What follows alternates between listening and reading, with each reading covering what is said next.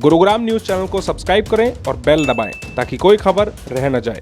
इसने हमारे से बदतमीजी करी और उसने हमारे ऊपर सब पे जानलेवा हमला करा। 250-300 लोग उसने बुला लिए कि सिर्फ जमीन खाली ना कर। इस आदमी की नीयत खराब हो गई। वैसे धर्म बहन बोलता है, सब कुछ बोलता है, पर इस आदमी की नीयत खराब हो गई। पुलिस वाले आए, उसके बाद ये लोग इन लोगों ने चारों तरफ से घेर लिया रेक्टेंगल में और हर तरफ से घुसने लगे। जैसे पुलिस वाले अंदर आए, ये हर तरफ से घुस गए और उन्होंने डंडे बरसाने चालू कर दिए। हर तरफ से पत्थर ही पत्थर। जी मदर से दोनों को मारे, इनको पकड़े, गलर पकड़ के तेरे को बताते तेरे को खत्म करेंगे हम, पूरी जान की धमकी दी है इनको और मेरे को। नमस्कार, स्वागत है आपका गुरुग्राम न्यूज में, जहां हम दिखाते हैं खबरें सिर्फ आपके शहर की। रविवार को गुरुग्राम की सोहना विधानसभा इलाके के सांचोली गांव में हुए जमीनी विवाद को लेकर खूनी संघर्ष मामले की असल सच्चाई आप लोगों के सामने हम लेकर आए हैं। और असल सच्चाई इस पूरे मामले की क्या है वो आपको इस खबर में हम बताने वाले हैं कि किस तरह इस पूरे मामले में जब एक महिला अपनी ज़मीन पर कब्जा लेने के लिए गई तो उनको बुरी तरह कुछ गुंडों ने इतनी पूरी तरह पीटा कि 12 लोग यानी कि 1 दर्जन लोग अस्पताल में घायल पड़े हुए हैं। उनकी करोड़ों रुपए की गाड़ियां बुरी तरह से तोड़ दी गई और पुलिस ने इस पूरे मामले में दोनों पक्षों के खिलाफ केस दर्ज कर लिया है। सबसे पहले आप लोगों को बताते हैं कि दरअसल ये पूरा मामला हुआ क्या था। दिल्ली के रंगपुरी की रहने वाली एक महिला जिसका नाम साक्षी बहल है, उसकी 16 एकड़ के करीब ज़मीन सांचोली गांव में है। वहां पर उसने फार्म हाउस बनाया हुआ है और उसने नुनेरा गांव के पूर्व सरपंच इम्तियाज़ अहमद को ये ज़मीन तकरीबन 1.5-2 साल पहले खेती करने के लिए बटाई पर दी थी। उसके बाद कुछ ज़मीन उनकी तकरीबन 2.25 एकड़ ज़मीन रेलवे लाइन में चली गई, जिसके बाद इनकी जो 16 एकड़ ज़मीन थी, जो एक पूरा चक था, वो चक 2 हिस्सों में बट गया।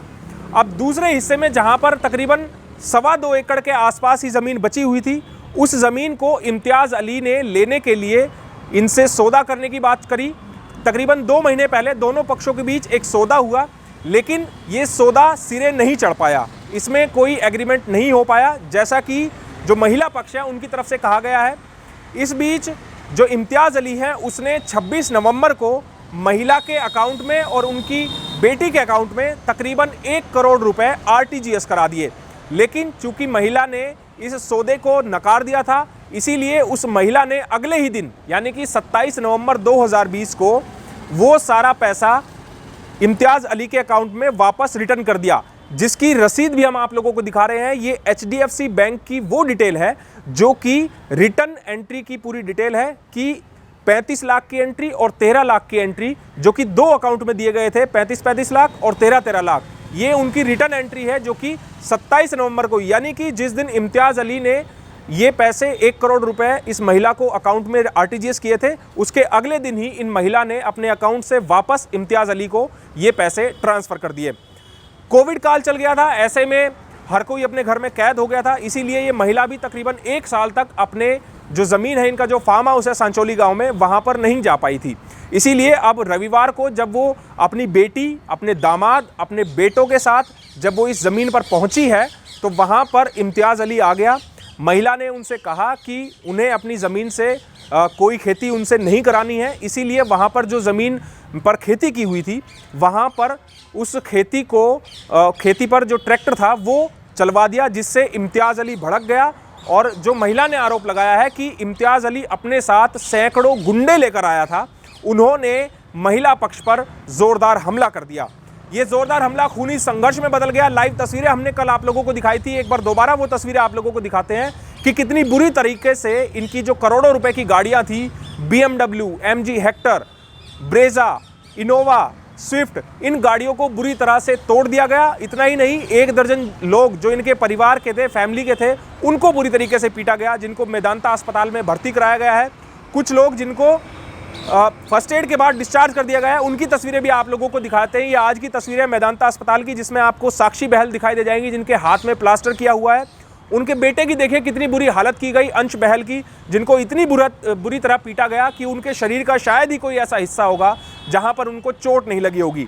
इतना ही नहीं, जो साक्षी महिला है, साक्षी बहल है, उनके दामाद को बुरी तरीके से पीटा गया, जो कि गंभीर घायल हैं। उनके दोनों हाथों में फ्रैक्चर है, उनको गंभीर चोटें लगी हैं, कई पसलियाँ उनकी टूटी हुई है, जिनको मेदांता अस्पताल में भर्ती कराया गया है। अब आप लोगों को उन FIR की कॉपी दिखाते हैं जो गुरुग्राम पुलिस ने दर्ज की है। गुरुग्राम पुलिस ने दोनों पक्षों के खिलाफ एफआईआर दर्ज कर ली है। सबसे पहले आपको एफआईआर कॉपी दिखाते हैं जिसमें इम्तियाज़ अली ने शिकायत दी है और उसने ये कहा है कि एक ज़मीन का सौदा तकरीबन 42 कनाल ज़मीन जो है वो साक्षी बहल के साथ इसने एग्रीमेंट किया और उसकी 1 करोड़ रुपए रकम जो है वो इम्तियाज़ अली ने इनके अकाउंट में 26 नवंबर को ट्रांसफ़र कर दी। ये वो एफआईआर की कॉपी है जो इम्तियाज़ अली ने शिकायत लिखकर पुलिस को दी है और पुलिस ने एफआईआर दर्ज की है इसी शिकायत के आधार पर। इसमें साफ दावा किया गया है इम्तियाज़ अली की तरफ से कि उसने ज़मीन खरीदने के लिए एग्रीमेंट भी किया और 1 करोड़ रुपए उनको ट्रांसफ़र भी कर दिए।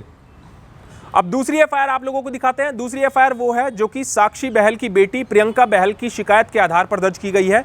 ये इम्तियाज़ अहमद के खिलाफ ये एफआईआर दर्ज की गई है और इसमें भी सेक्शन लगभग वही लगाए गए हैं जो सेक्शन इम्तियाज़ अली की एफआईआर में लगाए गए हैं। दोनों ही एफआईआर में धारा 307 यानी कि जान से मारने की कोशिश की धाराएं दोनों एफआईआर में लगाई गई हैं। जो साक्षी बहल की बेटी प्रियंका बहल की शिकायत पर दर्ज की गई एफआईआर है उसमें साफ कहा गया है कि ये लोग अपनी ज़मीन पर कब्जा लेने के लिए गए थे, लेकिन इम्तियाज़ अहमद अपने सैकड़ों गुंडों के साथ वहां पर आ गया, लाठी डंडे लेकर, हथियार लेकर, पिस्टल लेकर, और उन्होंने वहां पर फायरिंग की, इनको बुरी तरीके से पीटा और इनकी जो गाड़ियां थी वो पूरी तरीके से नष्ट कर दी गई। एफआईआर में ये भी बात साफ लिखी गई है कि जब वहां मौके पर पुलिस आ गई थी उसके बाद भी पुलिस के सामने भी साक्षी बहल और उनके जो परिवार के लोग हैं उनको बुरी तरीके से पीटा गया और उनको जान से मारने की कोशिश की गई। आपको बयान सुनवाते हैं साक्षी बहल के और साक्षी बहल के जो बेटे हैं अंश बहल, जिनको काफ़ी चोटें आई हैं, उनकी बातें आप लोगों को सुनवाते हैं, उनकी ज़ुबानी की आखिर ये पूरा मामला है क्या। सर हमने उसको बटाई पे दे रखी थी इम्तियाज़ खान को। हमारा टाइम पूरा हो गया था, हमने उसको बोला खाली कर दे। मैं और मेरा बेटा और ये प्रियंका हम तीनों गए थे वहाँ पर। इसने इम्तियाज़ ने हमारे साथ बदतमीज़ी करी, हमें वहाँ पर अंदर नहीं आने दिया। मैंने जो रिंग्स वगैरह सब ज्वेलरी जो पहनी थी सब इन्होंने उतरवा ली हमारी। हमारे साथ मारपीट इसने शुरू कर दी।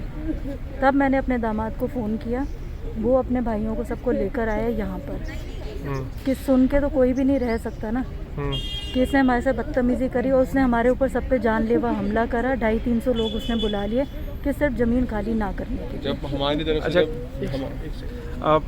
इम्तियाज़ ने जो शिकायत दी है उसके अनुसार उसने ये कहा है कि उसने आपसे कुछ ज़मीन खरीदी थी जिसका उन्होंने 1 करोड़ रुपए आपके अकाउंट्स में ट्रांसफ़र कर दिया था। वो झूठ बोलता है, ऐसा कुछ भी नहीं है। हम उसके अकाउंट में पैसे वापस डाल चुके हैं। उसे 4 महीने पहले अगर डील करी थी, 1 महीने में उसने पैसे देने थे, उसने पैसे नहीं दिए थे और हमने कहा था डील हम नहीं कर रहे हैं, हम जगह नहीं बेचेंगे, हम अपने पास ही रखेंगे। उसके बावजूद उसने ज़बरदस्ती हमारे उस अकाउंट में पैसे डाले और नेक्स्ट डे हमने इसको वापस भेज दिए थे। हमारे पास उसका सर्टिफिकेट भी है बैंक का, तो हमारे पास पूरे सबूत हैं, हम प्रूव कर सकते हैं हमारे पास इसका कुछ नहीं था। कितनी ज़मीन का सौदा हुआ था आपसे उनका इम्तियाज़ के साथ? 2 एकड़ का। अच्छा, जो कि इस फार्म हाउस से अलग है। हाँ, पीछे बैक साइड पड़ती जो एक्विजिशन में है और रेलवे वालों के पास है, उसके पीछे की लैंड है। तो कल जहाँ पे ये सारा झगड़ा हुआ, ये भी आरोप लगाया गया कि आपने खेती के ऊपर ट्रैक्टर चला दिया, वो सब क्या कहानी थी? कितनी एकड़ नहीं, वो ज़मीन? सब झूठ है। वो अच्छा। इसके अपने ट्रैक्टर चल रहे थे, हमने कोई ट्रैक्टर नहीं चलवाए जो गोलियां चल रही थी और ना हमारी तरफ से गोलियां चली, उन्होंने हमारे ऊपर गोलियां भी चलाई हैं। हम अपनी जान बचा के जैसे तैसे वहाँ से भागे हैं। इसने हमारे ऊपर जानलेवा हमला करा है, हमें मारने की कोशिश करी। मेरा दामाद है विशाल चौहान जो बहुत ज़्यादा ज़ख्मी हालत में है, उसके दोनों हाथों में फ्रैक्चर है, उसकी टांग में फ्रैक्चर है दोनों में, उसके एक हाथ की उंगली भी टूट गई है, बिल्कुल टेढ़ी होगी। मेरे अपने हाथ में फ्रैक्चर है।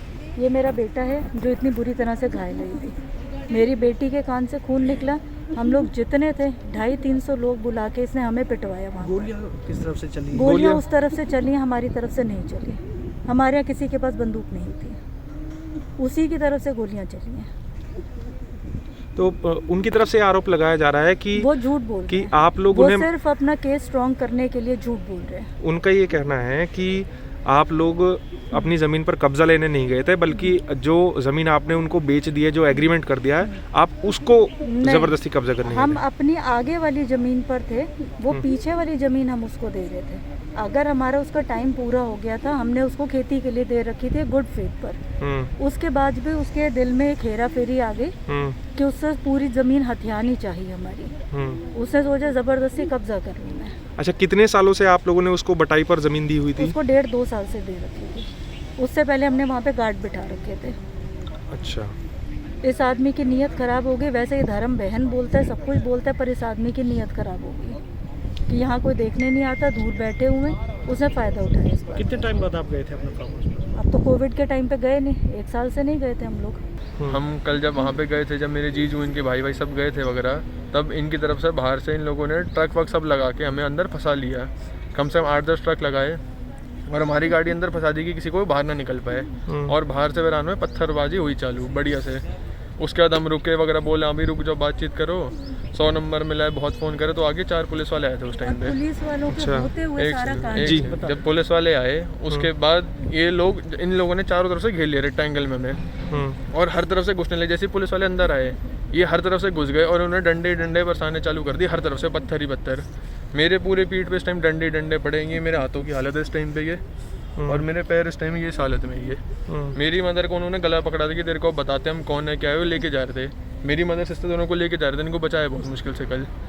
जैसे ऐसे करके मैं वहाँ से भागने की कोशिश कर रहा था, ये लोग मेरे को सामने वाले किसी खाली जगह ले गए और वहीं लेटा के 15 लोगों ने मारा मेरे को। 4 डंडे मेरे हाथों में मार के तोड़े और 6 डंडे मेरे पैरों पे मार के तोड़े इन लोगों ने। अच्छा, इम्तियाज़ की तरफ से ये एलिगेशन लगाया गया कि बाउंसर्स आप लोग लेकर गए थे? बाउंसर नहीं, सारे मेरे जीजे, उनके भाई, सारे के सारे वही थे, हमारे खुद की फैमिली के बंदे थे।